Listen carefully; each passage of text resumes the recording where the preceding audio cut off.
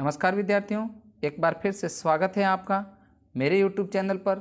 तो विद्यार्थियों, आज हम अध्ययन करने वाले हैं कक्षा 8 की पाठ्य पुस्तक हमारा राजस्थान के भाग 3 के बारे में हम अध्ययन करने वाले हैं। इसके पाठ संख्या 9 ग्रामीण व शहरी प्रशासन के बारे में। तो विद्यार्थियों, आपको मेरे YouTube चैनल पर कक्षा 8 से संबंधित संपूर्ण सामग्री उपलब्ध करवाई जा रही है, जिसके आप प्रत्येक अध्याय का अध्यापन करके उनके प्रश्नोत्तर अपनी नोटबुक में लिख सकते हैं। तो चलो वीडियो की शुरुआत करते हैं। और अगर आप मेरे चैनल पर नए हैं तो चैनल को सब्सक्राइब करना ना भूलें। अध्याय 9 ग्रामीण व शहरी प्रशासन। विद्यालय से छुट्टी होने पर सोनू जब घर पहुंची तो देखा घर के पास के विद्यालय के शिक्षक उनके माता पिता से बातचीत कर रहे थे। एक शिक्षक महोदय ने सोनू से कहा, अच्छा हुआ तुम आ गई। इस रविवार को विद्यालय में अपने जन्म प्रमाण पत्र, आधार कार्ड और राशन कार्ड की प्रतिलिपि जमा कराकर एक फॉर्म भर देना। सोनू ने पूछा, ऐसा क्यों करना है? तो उन्होंने बताया वह अगले 18 वर्ष की होने जा रही हैं। आने वाले समय में उसे भी मतदान करने का अधिकार मिल जाएगा। यहाँ पर ध्यान रखने वाली चीज़ है कि 18 वर्ष की उम्र होने के बाद में आप मतदान के अधिकारी हो जाते हैं, यानी आप मतदान डाल सकते हैं अगर आपका नाम वोटर आईडी में जुड़ा हुआ है तो।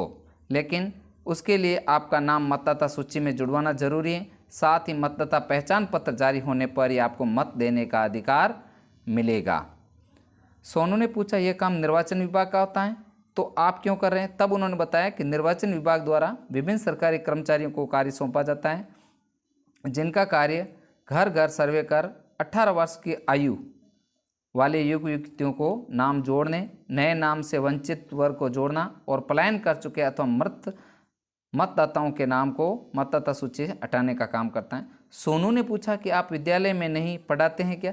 तब शिक्षक बोले, नहीं बेटा, यह पढ़ाने के अतिरिक्त कार्य हैं जिसे जिला प्रशासन द्वारा सौंपा गया है। सोनू के पिता बोले, जिस प्रकार घर के मुखिया के रूप में घर के बुजुर्ग होते हैं, उनके निर्णयों को सभी मानते हैं, उनके सामने हम अपनी इच्छा या समस्या रखते हैं तो वे उसका समाधान करते हैं। घर के सदस्यों की सुरक्षा, स्वास्थ्य, भोजन आदि की पूर्ति भी तो परिवार के सदस्यों द्वारा ही की जाती हैं। तब शिक्षक महोदय बोले, सोनू, आपके पिता ने परिवार के उदाहरण के सर से सरकार के कामकाज को बताएं, यह अच्छा प्रयास है। जिस प्रकार घर का प्रशासन मुखिया और घर के सदस्यों के कार्य और दायित्व से पूरा होता है या चलता है, ठीक उसी प्रकार हमारी स्थानीय स्तर की सरकार भी त्रिस्तरीय व्यवस्था से चलती हैं। ग्रामीण प्रशासन में यह कार्य ग्राम पंचायत, पंचायत समिति और जिला परिषद के रूप में छोटे से बड़े क्रम में हैं। चलो आज हम तुम्हें ग्रामीण प्रशासन को समझाने का प्रयास करते हैं। तो पंचायती राज का स्थानीय स्तर की त्रिस्तरीय व्यवस्था चलती है, जिसकी ग्रामीण प्रशासन में ग्राम पंचायत, पंचायत समिति और जिला परिषद के माध्यम से चलती हैं।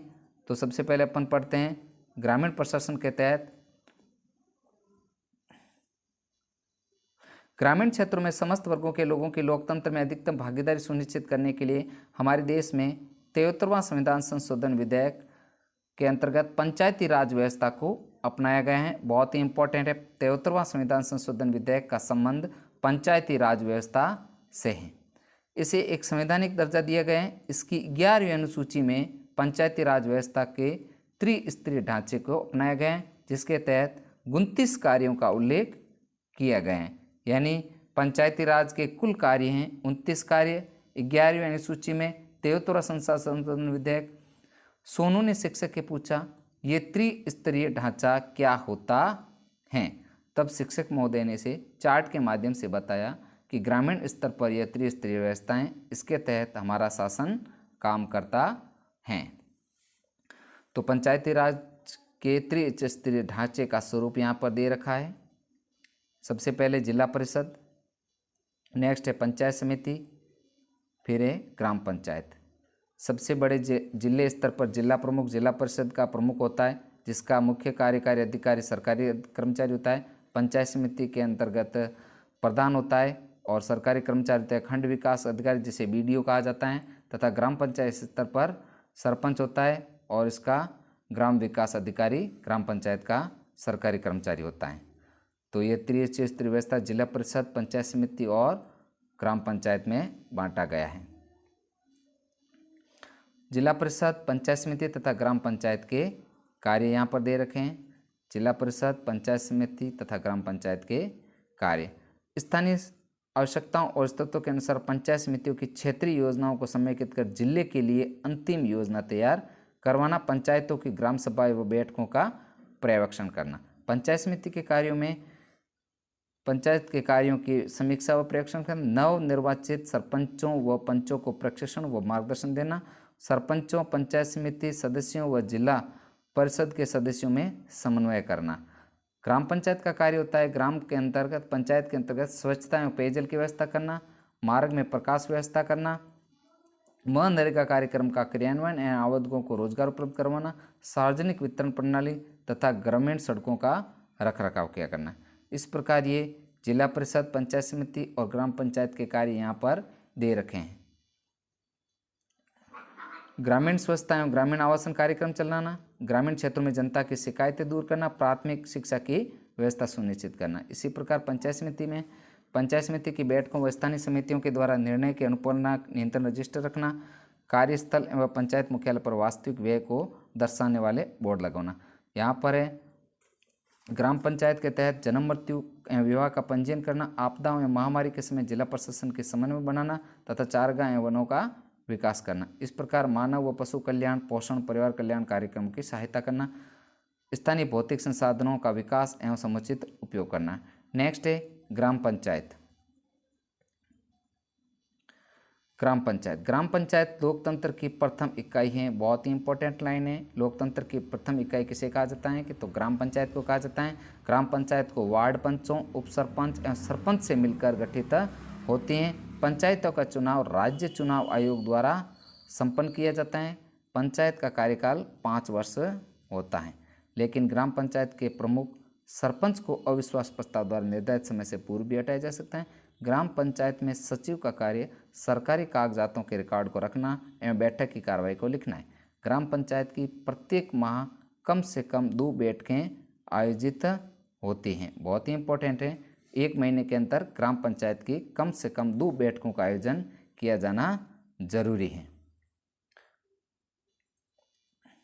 आपके ग्राम पंचायत के निर्वाचित पदाधिकारी का नाम बताए, तो यहाँ पर सरपंच, उपसरपंच और वार्ड पंच, जहाँ पर आपके जो ग्राम पंचायत है उनके पदाधिकारियों के नाम बताने, आप जिस जगह रहते हैं उनकी। नेक्स्ट है पंचायत समिति। पंचायत समिति ग्राम पंचायत तथा जिला परिषद को जोड़ने वाली महत्वपूर्ण कड़ी है। राज्यों के जिलों को विकास की दृष्टि से कुछ छोटे विकास खंडों में विभाजित किया जाता है। इन विकास खंडों पर ही पंचायत समिति का गठन किया जाता है। इसके निर्वाचित सदस्य ही प्रधान और उप प्रधान का चुनाव करते हैं। पंचायत समिति क्षेत्र के अंतर्गत आने वाली ग्राम पंचायतों के सरपंच इसके पदेन सदस्य होते हैं। पंचायत समिति सदस्य के लिए न्यूनतम 25 वर्ष का होना आवश्यक है। प्रधान तथा उप प्रधान को पंचायत समिति संबंधित कार्य में मदद करने के लिए राज्य सरकार द्वारा एक खंड विकास अधिकारी, जिसे BDO ब्लॉक डेवलपमेंट ऑफिसर नियुक्त किया जाता है। पंचायत समिति के सदस्यों का कार्यकाल 5 वर्ष का होता है। बहुत ही इंपॉर्टेंट लाइन है। ग्राम पंचायत, पंचायत समिति और जिला प्रमुख तीनों का कार्यकाल 5 वर्ष का होता है।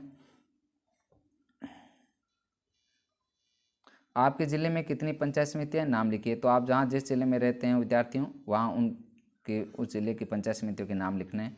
नेक्स्ट है जिला परिषद।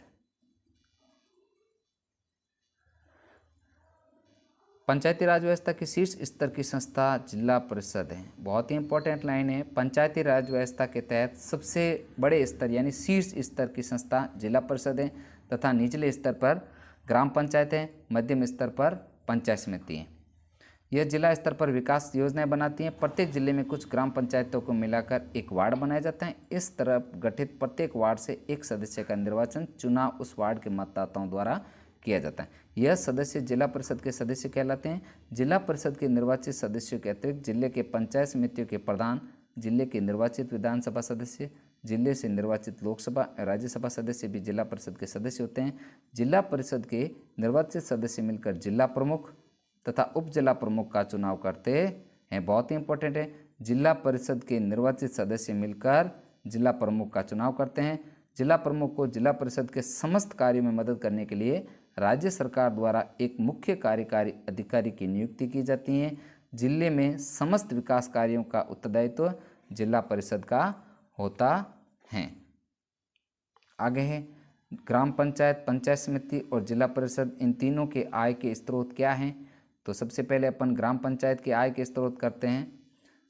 विभिन्न प्रकार के कर जैसे भवन कर, वाहन कर, क्रय विक्रय कर, मेले हाट बाजारों से प्राप्त आय, राज्य सरकार से प्राप्त अनुदान, समुदायों से प्राप्त अनुदान, दोषियों से एकत्रित धनराशि आदि ग्राम पंचायत के आय के स्रोत हैं। इसी प्रकार पंचायत समिति के आय के स्रोत है स्थानीय कर, शुल्कों से प्राप्त आय, राज्य सरकार से प्राप्त अनुदान, मेले व हाट बाजार से प्राप्त आय। विभिन्न सरकारी परियोजनाओं को चलाने के लिए सरकार द्वारा उपलब्ध करवाई गई राशि, व्यापारी व्यवसायों और उद्योगों पर लगाए गए कर से प्राप्त आय। नेक्स्ट है जिला परिषद। केंद्र तथा राज्य सरकारों द्वारा प्राप्त अनुदान, पंचायत समितियों से की गई वसूलियां, राजस्व प्राप्त निश्चित हिस्सा, सरकारी तथा गैर सरकारी ऋण, लोगों द्वारा किए गए अनुदान आदि। तो ये जिला परिषद के प्रमुख कार्य हैं। विद्यार्थियों, आप हमारे साथ शुरू से लेकर एंड तक वीडियो को पूरा देखें तथा इसके प्रत्येक अध्याय को समझने में आपको मदद मिलेगी। नेक्स्ट है सोनू बोली गुरुजी, अब हमें पता चला कि मुझे मेरे जन्म प्रमाण पत्र को बनाने के लिए ग्राम पंचायत में जाना होगा, लेकिन मुझे यह भी बताइए कि ग्राम पंचायत क्या होती है। ग्राम सभा। ग्राम सभा पंचायती राज की आधारभूत संस्था है। ग्राम सभा का क्षेत्र एक राजस्व ग्राम होता है। सामान्यतः प्रत्येक ग्राम पंचायत की अपनी ग्राम सभा होती है। बहुत ही इंपॉर्टेंट, प्रत्येक ग्राम पंचायत की अपनी ग्राम सभा होती है। ग्राम सभा के सदस्य उस राजस्व गांव के रहने वाले मतदाता होते हैं। ग्राम सभा की बैठकों में भाग लेना उनका अधिकार और कर्तव्य दोनों है। एक तरह से ग्राम सभा भारत में प्रत्यक्ष प्रजातंत्र का उदाहरण है, जिसके तहत ग्रामवासी स्थानीय समस्याओं और विकास के संबंध में सीधे भाग लेते हैं। सामान्यतः हर 3 महीने में ग्राम सभा की एक बैठक बुलाई जानी आवश्यक है। आमतौर पर 26 जनवरी, 1 मई, 15 अगस्त और 2 अक्टूबर को ग्राम सभा की बैठकें होती हैं और आवश्यकता पड़ने पर ग्राम पंचायत का मुखिया चाहे तो ग्राम सभा की और भी बैठकें आयोजित कर सकता है। तो यहाँ पर ध्यान रखने वाली चीज़ है कि ग्राम सभा भारत में प्रत्यक्ष प्रजातंत्र का एक प्रमुख उदाहरण है। नेक्स्ट है ग्राम न्यायालय। ग्रामीण क्षेत्रों में ग्राम पंचायत स्तर पर शीघ्र व सुलभ न्याय दिलाने के लिए ग्राम न्यायालय एक्ट 2008 के तहत ग्राम न्यायालय की स्थापना की गई। राजस्थान में पहला ग्राम न्यायालय जयपुर जिले के बस्सी में खोला गया। इन ग्राम न्यायालयों में न्यायिक अधिकारियों की नियुक्ति उच्च न्यायालय से परामर्श से की जाती है। नेक्स्ट है नगरीय स्वशासन। तो विद्यार्थियों, वीडियो थोड़ा बड़ा हो सकता है, लेकिन आपको अच्छे से वीडियो को क्लियर करना है ताकि आपको अध्याय को समझने में मदद मिलेगी। आगे है नगरीय स्वशासन। सोनू अपने माता पिता के साथ शहर में बुआ जी के घर आई, जिसका मकान बनाने का मुहूर्त पूजन था। अभी पूजन खत्म होकर नींव की खुदाई का कार्य प्रारंभ भी हुआ थे। सरकारी गाड़ी में कुछ लोग आए। उन्होंने फूफा जी से मकान के कागजात के साथ साथ निर्माण कार्य की स्वीकृति के आदेश मांगे। फूफा जी ने फाइल में लगे सारे कागज दिखा दी और वे संतुष्ट हो गए और मुंह मिटाकर चले गए। रात को जब सभी बैठे तो सोनू ने फूफा जी से पूछा कि नगर निगम वाले क्यों आए थे। तब फूफा जी ने बताया, यह एक सरकारी प्रक्रिया है। निर्माण से पहले नगर निगम से स्वीकृति ली जाती है। शहरों में नगर निगम, नगर परिषद या नगर पालिका का काम होता है, तो गांव में ग्राम पंचायत का। तब सोनू ने कहा, फूफा जी मुझे ग्राम पंचायत की जानकारी तो है, लेकिन ये नगर निगम, नगर परिषद या नगर पालिका क्या होती है। तब फूफा जी ने बताया, यह एक नगरीय शासन व्यवस्था है जिसमें क्षेत्र और जनसंख्या के मानदंड अनुसार वार्ड में बांटा जाता है। सभी वार्ड मिलकर एक निगम की स्थापना करते हैं। इसका मुखिया महापौर या सभापति होता है और वार्ड से चुने गए प्रतिनिधि पार्षद होते हैं। यह नगर की सभी सुविधाएं जैसे सड़क, यातायात, पेयजल, बिजली, सफाई, चिकित्सा, स्वच्छता आदि का ध्यान रखते हैं।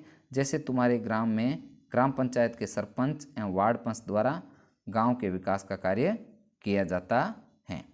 सोनू ने कहा, जैसे हमारे गांव में सरपंच और वार्ड पंच मिलकर गांव का विकास करते हैं, तो शहर में ये काम कौन देखता है।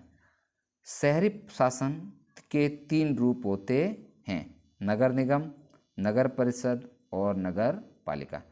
वे बड़े शहर जहां जनसंख्या 5 लाख से ज़्यादा हो, वहाँ सालाना आय 1 करोड़ से ज़्यादा होने पर नगर निगम बनाया जाता है। बहुत ही इम्पोर्टेंट है। जहाँ पर जनसंख्या 5 लाख से ज़्यादा हो वहाँ पर नगर निगम।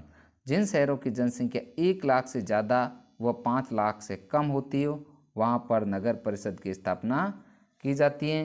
तथा वे शहर जहाँ पर जनसंख्या 15,000 से 1 लाख तक यानी कि 1 लाख से कम वहाँ पर नगर पालिका बोर्ड बनाए जाते हैं।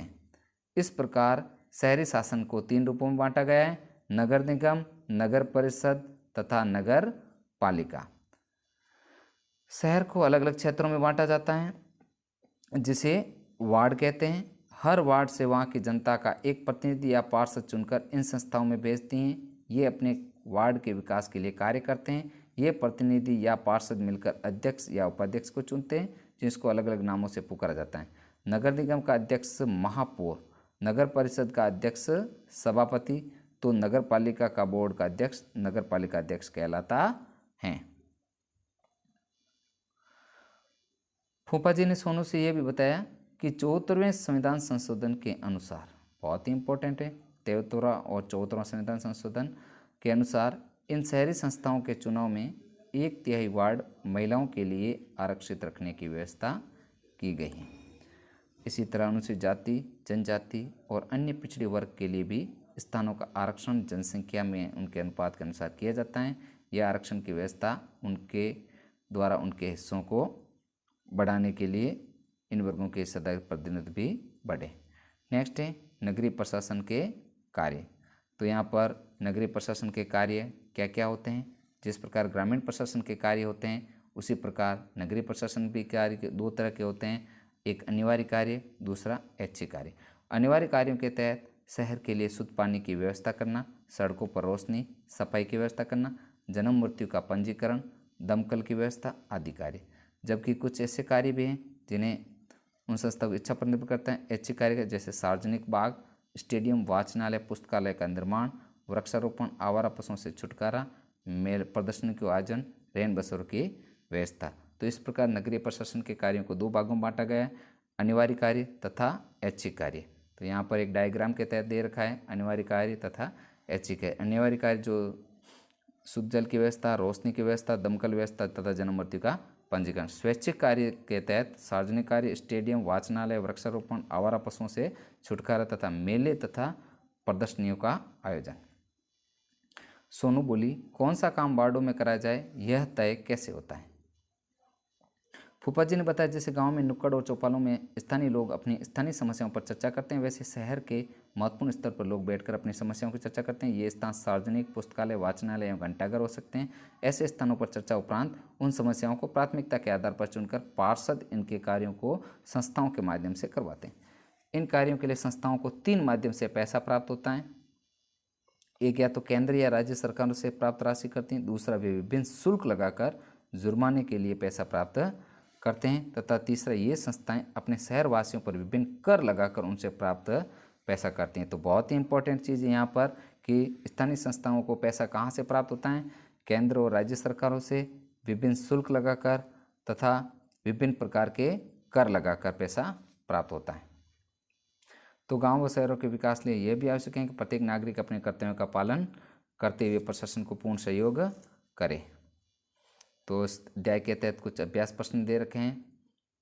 नगरीय स्वशासन की इकाई हैं, तो यहाँ पर नगरीय शासन की इकाई नगर पालिका भी है, नगर परिषद तथा नगर निगम, यानी उत्तर रहेगा द उपयुक्त सभी।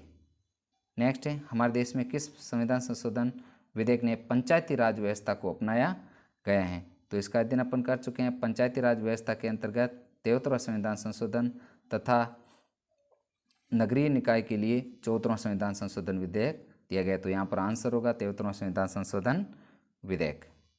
नेक्स्ट है रिक्त स्थानों की पूर्ति करनी है।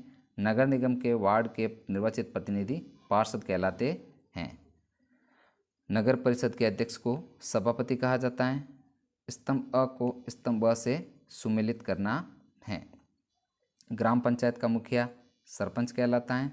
जिला परिषद का मुखिया जिला प्रमुख कहलाता है।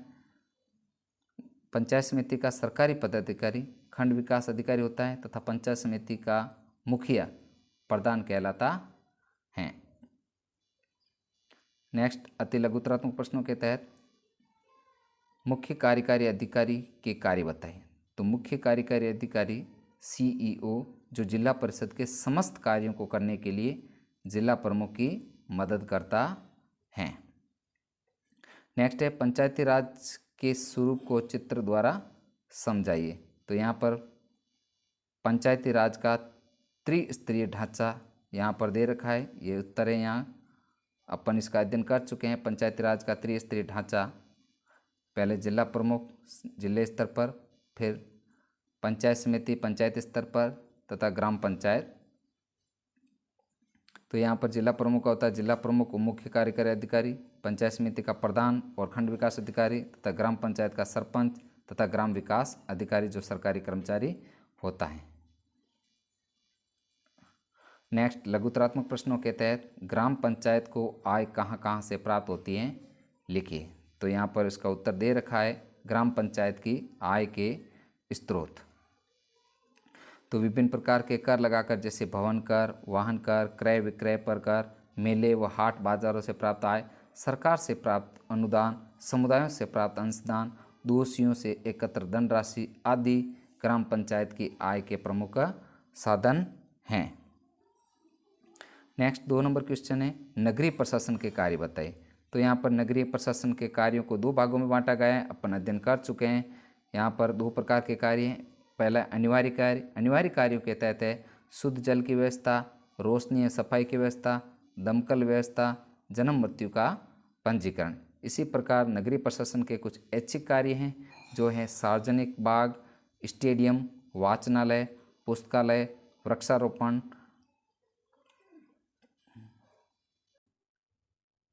आवारा पशुओं से छुटकारा, मेले, रैन बसेरों की व्यवस्था, प्रदर्शनियों का आयोजन। इस प्रकार नगरीय प्रशासन के अनिवार्य तथा ऐच्छिक 2 कार्यों का अपन अध्ययन कर लिया। नेक्स्ट क्वेश्चन है, ग्राम सभा पर टिप्पणी लिखिए। तो इस 3 नंबर क्वेश्चन का आंसर अपन ग्राम सभा की ओर चलते हैं, वहाँ पर इसका आंसर मिलेगा। ये रहा 3 नंबर क्वेश्चन का आंसर, ये रहा ग्राम सभा। ये पूरा का पूरा यहाँ से पैराग्राफ आपको यहाँ तक करना है ग्राम सभा का। तो विद्यार्थियों, अगर आप मेरे चैनल पर नए हैं तो चैनल को सब्सक्राइब करना ना भूलें तथा बेल आइकन जरूर प्रेस करें ताकि जब भी मेरा नया वीडियो आप तक आए नोटिफिकेशन सबसे पहले पहुँचें।